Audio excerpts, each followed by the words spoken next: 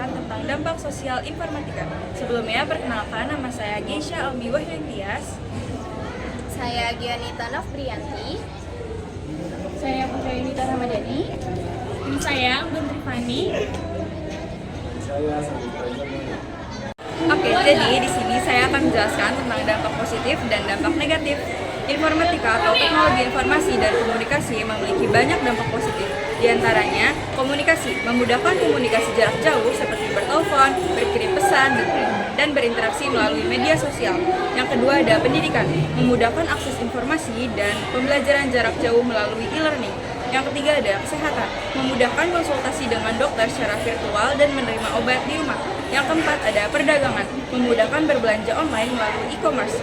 Yang kelima ada pekerjaan, membuka lapangan kerja baru di bidang pengembangan web, aplikasi, pemrograman, dan analisis data. Yang keenam ada bisnis, memudahkan melalui usaha dengan memanfaatkan teknologi seperti e-commerce dan marketplace dan media sosial. Informatika juga dapat meningkatkan kemampuan berpikir kritis dan kreatif dalam menemukan solusi terkait komputer dan sistem komputasi. Selain ada dampak positif, pastinya juga ada dampak negatif. Teknologi informasi dan komunikasi dapat berdampak negatif jika digunakan secara tidak bertanggung jawab. Dampak negatif tersebut dapat berupa disinformasi, penyebaran berita bohong yang dapat merusak nama baik, kepercayaan dan keamanan negara, pelanggaran hak cipta, pencurian data pribadi dan pelanggaran hak kekayaan intelektual. Yang ketiga ada kecanduan teknologi. Kecanduan internet dan game dapat menurunkan minat belajar, mengganggu konsentrasi dan menimbulkan gangguan jiwa.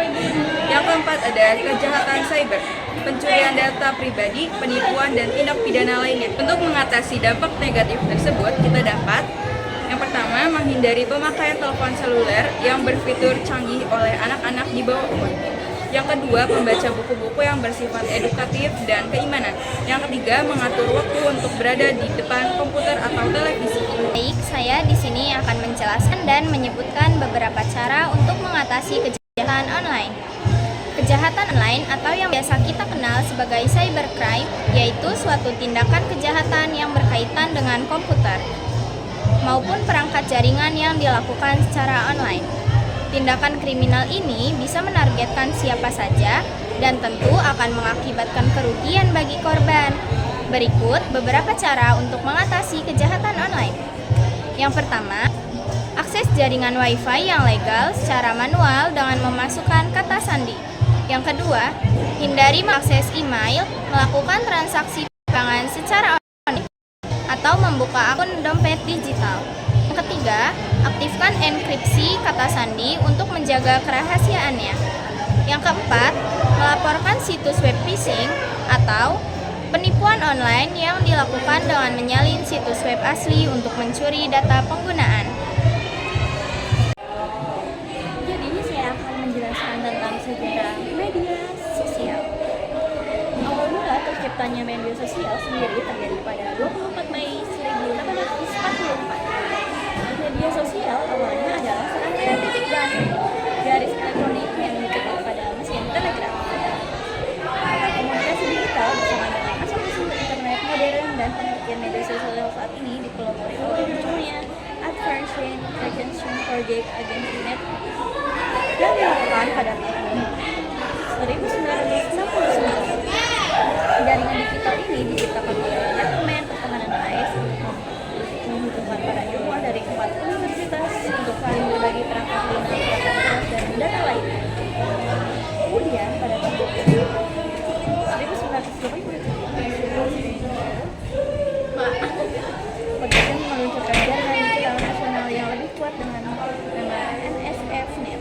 Setelah berjalan selama 1 dekade, tepatnya pada tahun 1997, National Science Foundation meluncurkan platform media sosial pertama publik.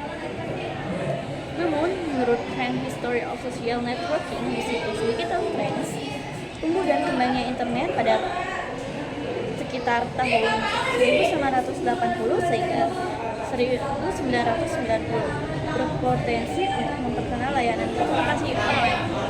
Hal tersebut yang menjadi salah satu pendorong lahirnya jaringan media sosial paling awal pada tahun 2001. Dunia teknologi komunikasi berorientasi kembali menghubungkan inovasi dengan menghadirkan sebuah media sosial baru yang bernama English.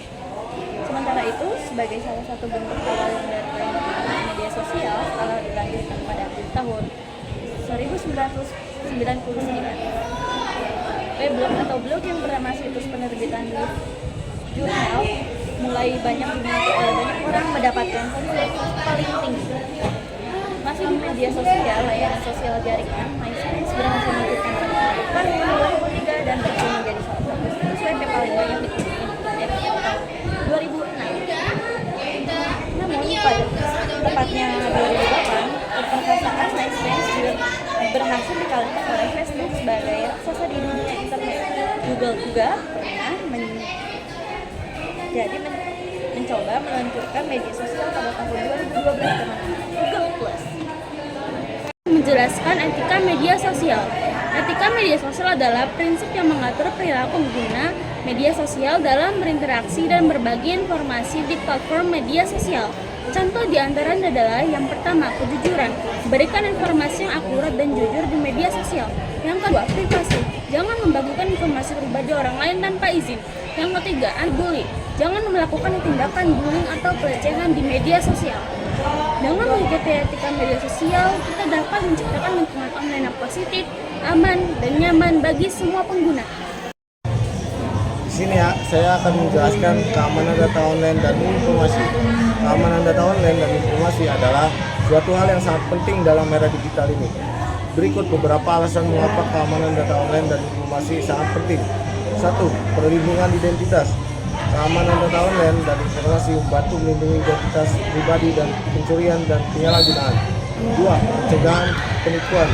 Dengan keamanan data online yang baik, Anda dapat mencegah penipuan dan kejahatan siber lainnya. Perlindungan privasi.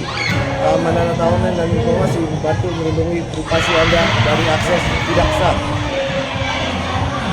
Tips keamanan data online dan informasi. 1. Gunakan kata yang kuat, unik, dan berbeda untuk setiap akun. 2. Perbarui perangkat lunak aplikasi dan sistem operasi secara berkala. Nah, itu dia beberapa penjelasan dari dampak sosial informatika. Sekian dari kami, kurang lebihnya mohon maaf. Wassalamualaikum warahmatullahi wabarakatuh.